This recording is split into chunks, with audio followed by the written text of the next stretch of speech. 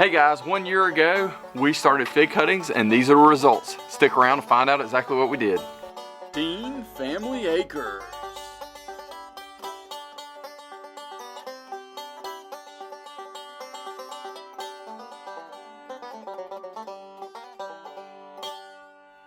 Hey guys, y'all have seen several of our videos that we've done in regards to going to different fig meetups and those kinds of things. But today, what we wanted to do is highlight exactly how our fig cuttings have done. We started them a year ago and actually documented the process. And now it's time to reveal exactly how they've done 1 year later. This might be a little bit different from other videos that you've seen because a lot of times folks want to document a certain number of months, those kinds of things, or maybe they even say a year, but is it really exactly 1 year?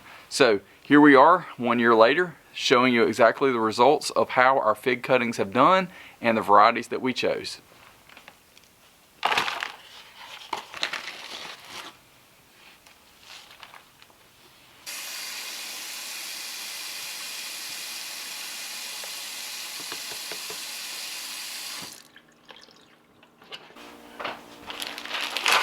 Alright guys, as you notice we got a 5-to-1 ratio and we're going to go with this, and then that way we don't have to kind of guess in regards to squeezing out water, that kind of thing. This should give us a perfect amount. I'm going to go ahead and double this recipe for this particular batch, and then we should be good to go in regards to having our cups ready to be filled and that kind of thing. Alright guys, in regards to these cups, what you want to do is you need to make some holes in the bottom, and it depends on exactly how you want to do it. I know last time I kind of just cut a little slit on the hole on the end. I think that's perfectly fine. If you got a way to just burn some holes on the end, I think that's fine as well. Whatever your preference is. I think what I'm going to do again on this is just kind of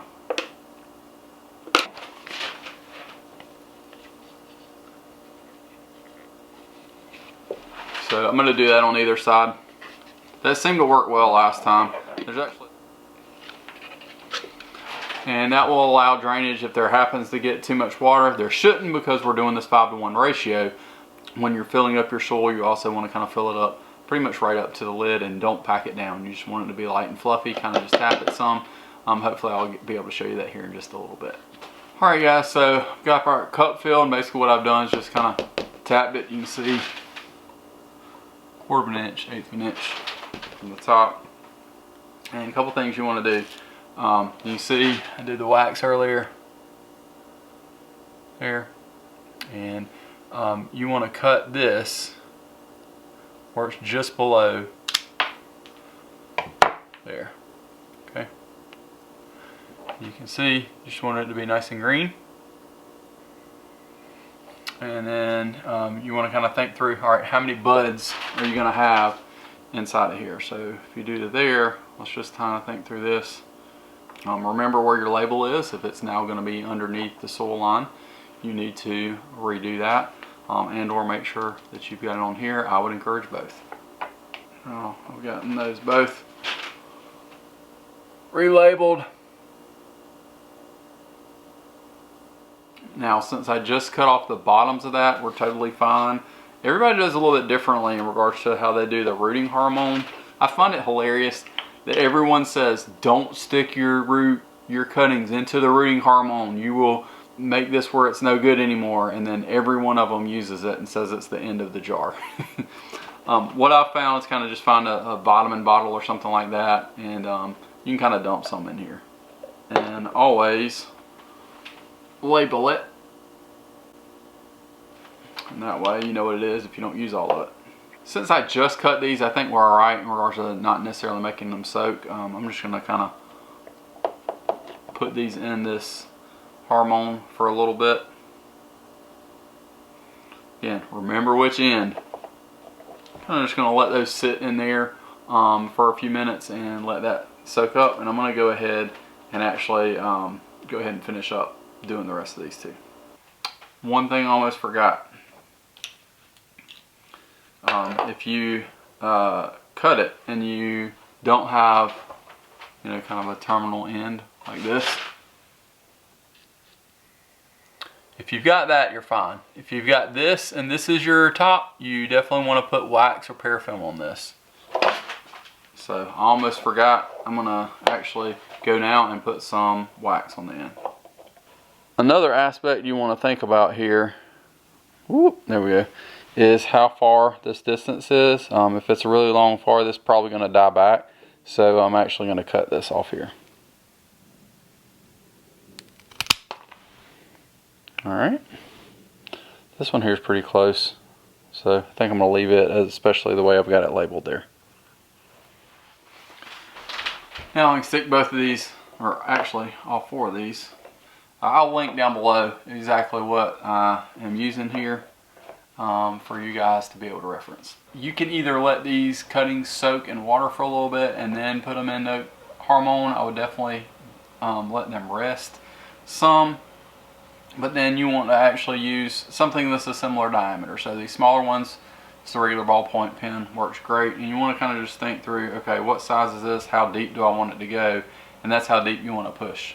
So kind of thinking through, all right, I got 1, 2, 3 nodes here, and I got 2 up top. So I don't want this to go any deeper, that right there. So I'm just going to take it. So you can add some of this Mycos in as well, and it comes actually with a small little, I would just say maybe a third of that, and you want to kind of just try and get it down in that hole. Make sure you get your measurements right. And again, you don't want to mash down very hard. I think that's one thing last time. This sole is so much fluffier than what we had last time, and hopefully you'd be willing to kind of splurge and make that as well. So we've got this one cutting here. I will say you can see my label, but depending on how yours is, you might not be able to see that. I think what I'm going to do is try and find some painter's tape and put that on there so we can reuse these cups. I couldn't find it here just a little bit ago, but that's what we're going to do. And if I can't find it, I'll just kind of write it small up here. But I can see what variety I have here already, so it's not a huge problem. Now you want to take these bags. Again, these are linked down below. I'm going to try and link all of this stuff that I can. These are actually 9 by 14 bags, and what you want to do is, again, they're going all the way to the bottom. Pull it up here, and then you're going to want to basically bundle or bunch this around if you're cutting. You use a couple different things. I'm going to see which one works best for us, because I could not find my trash bag ties, which is really what you need to make it easy. So I'm going to just try a piece of string, and I also have rubber bands, so we'll see which of these works best.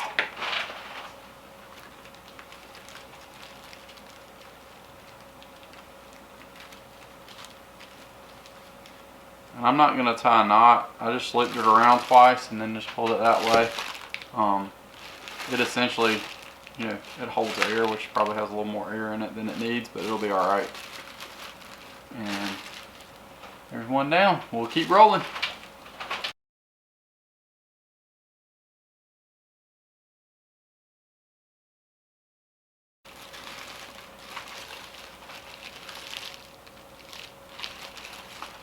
The thing to remember that I'm noticing when I'm starting to do these is some of these couple where the soil is a little bit low, and when you're tying your baggie, you want to think about where those nodes are going to be, because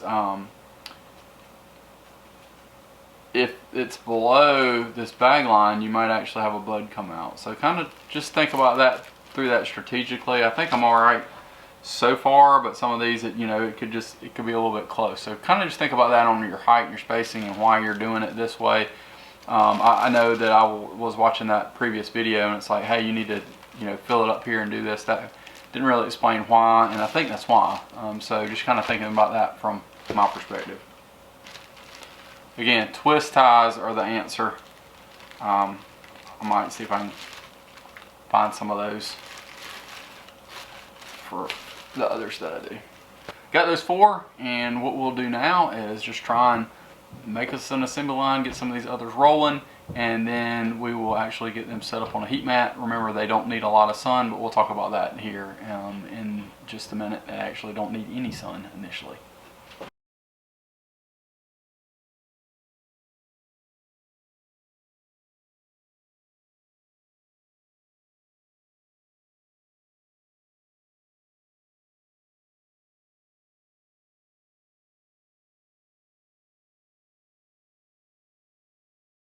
Show you how our fig cuttings are doing, and I know Phil's Figs has been doing a good many updates on some of his cuttings, and just want to show how this one's doing. This is a strawberry birthday.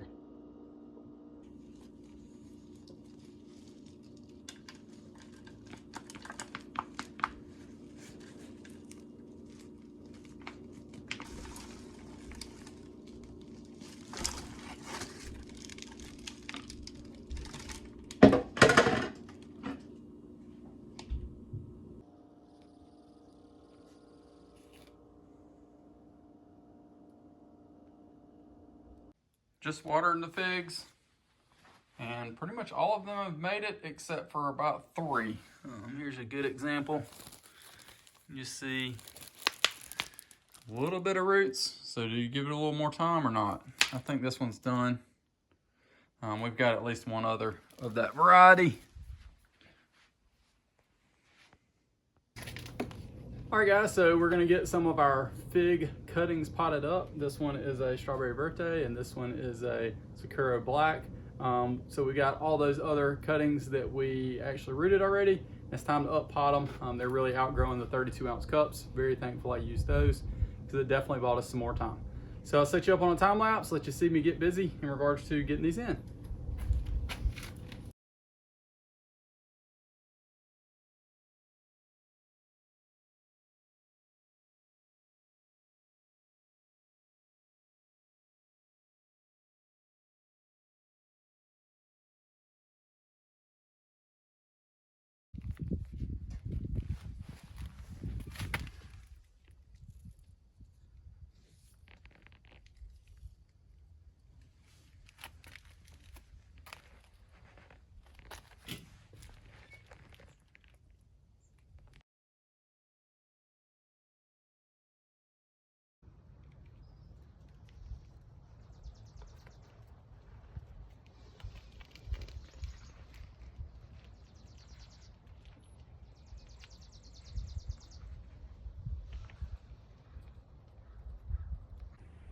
All right, guys, so we've been rooting some fig cuttings. Here's a Texas BA1, and we're gonna get it up potted.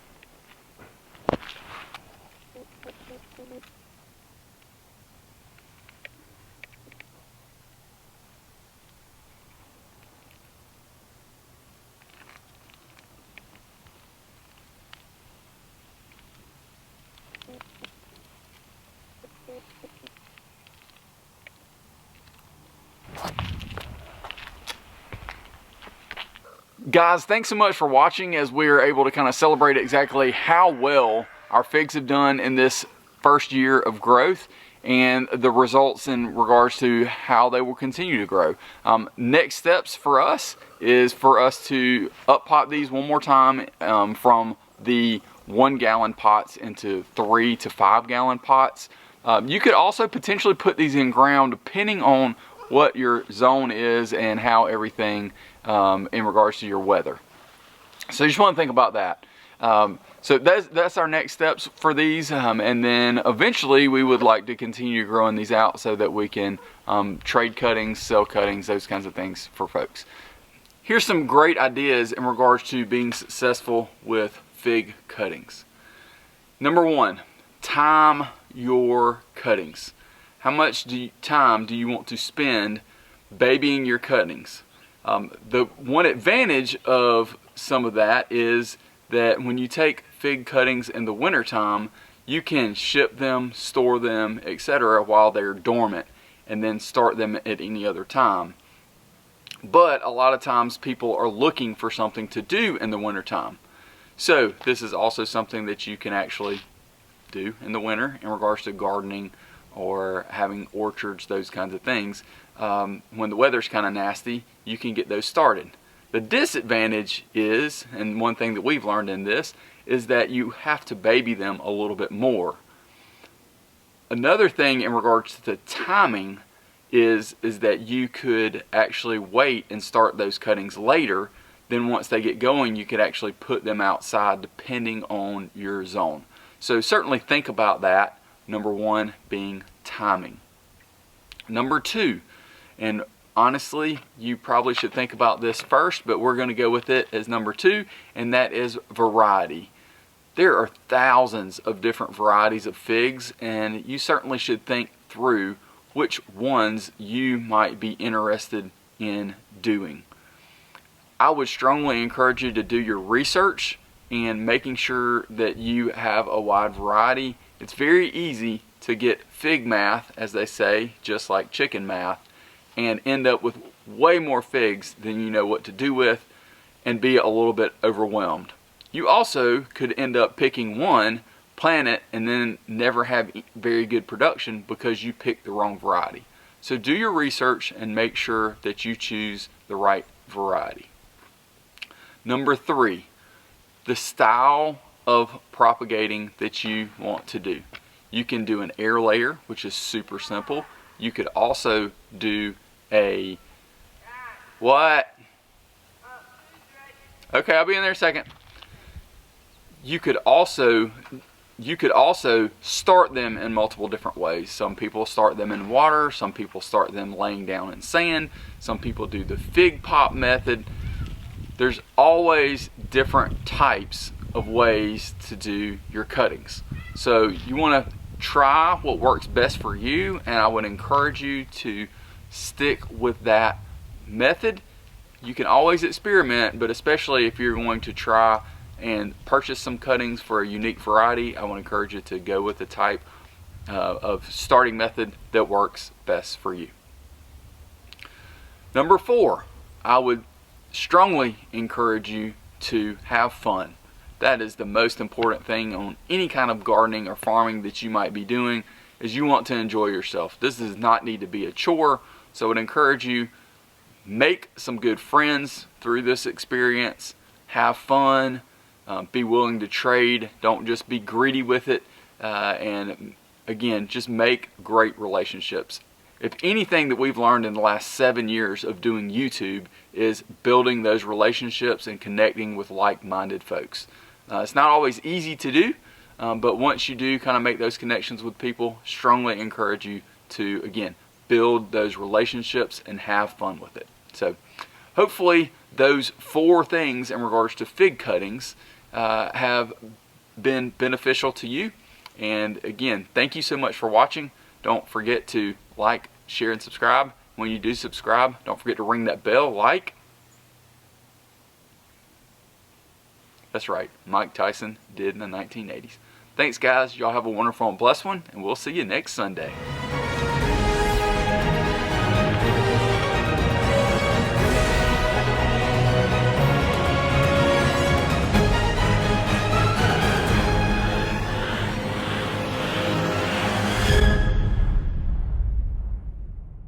Hey guys, thanks so much for watching today's video. There's going to be a video right over here and a playlist over here so that you can enjoy some more content. Hopefully you enjoy that, and especially this content over here as we have different fruits on our farm.